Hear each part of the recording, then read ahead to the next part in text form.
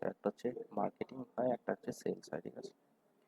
তো যে মার্কেটিং এর কাজ কি, লোককে যে বাড়ি থেকে তোমার যে দোকান অব্দি নিয়ে আসে, ঠিক আছে।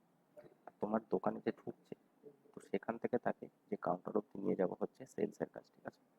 তো তুমি ধরো একটা যে দোকানে যাবো, তুমি মেনলি কোথাও একটা কিছু দেখো, তো তারপর সেই দোকানটায় যাও, সেইটুকু হচ্ছে মার্কেটিং এর কাজ। এবার তুমি যে দোকানে ঢুকছো, তারপর যে তুমি কিছু একটা কিনছো, মানে যে তুমি কিছু একটা কেনানো, সেটা হচ্ছে সেলস এর কাজ, ঠিক আছে, অফলাইনে যেটা বলছি। তো সিমিলারলি যে অনলাইনের ক্ষেত্রে আমার যে দোকানের জায়গায় ধরো একটা ওয়েবসাইট আছে বা একটা অ্যাপ আছে, ঠিক আছে। তো সেই ক্ষেত্রে আমার ডিজিটাল মার্কেটিং এর কাজ হচ্ছে যে আমি ধর কোথাও অ্যাডস রান করছি বা ফেসবুক বা গুগল কোথাও, যে লোকে হয়তো কিছু করছে, তো সেখান থেকে আমি লোকজনকে আমার ওয়েবসাইট অব্দি নিয়ে এলাম, ঠিক আছে, ওয়েবসাইট বা অ্যাপ অব্দি নিয়ে এলাম, সেটা হচ্ছে ডিজিটাল মার্কেটিং এর কাজ, ঠিক আছে। এবার আমার ওয়েবসাইটে ধরো ঢুকলো, আমার ধরো একটা ই কমার্স ওয়েবসাইট আছে, তো আমার ওয়েবসাইটে যে ঢুকছে সে সব কিছু পড়ছে, দেখছে যে কি আছে না আছে, তো সেখান থেকে যে কিনছে জিনিসটা, ঠিক আছে।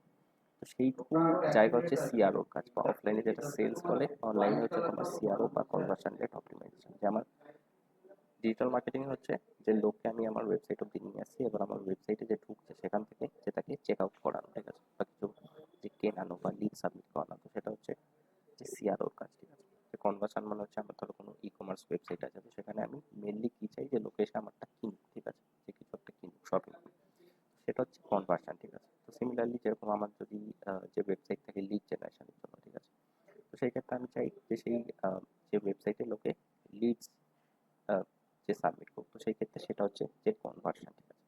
তো আমি ধরো এক্সাম্পল নিচ্ছি যে ই কমার্সের ক্ষেত্রে, ঠিক আছে। তো ই কমার্স হচ্ছে যে কনভার্সন মানে হচ্ছে যে লোকে আমার থেকে যে কিনবে, ঠিক আছে। কনভার্সন রেট মানে হচ্ছে যে প্রতি 100 জন আমার ওয়েবসাইটে আসছে, তো তাদের মধ্যে কতজন কনভার্ট করছে, মানে যে কতজন আলটিমেটলি আমার থেকে কিনছে, ঠিক আছে।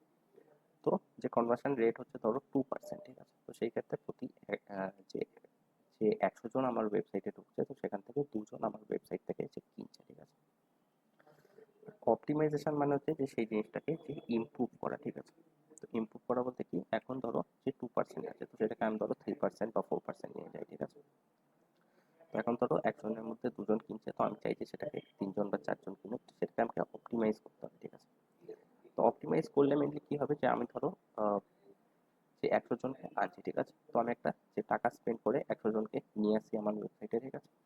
তো সেই মার্কেটিং স্পেন্ডটা আমি সেম রেখেই আমি আমার সেলসকে বাড়িয়ে দিতে পারবো, ঠিক আছে। যে এখন ধরো যে কনভার্সন রেট হচ্ছে 2%, ঠিক আছে, তো আমি ধরো ওটাকে 4% করে দিই।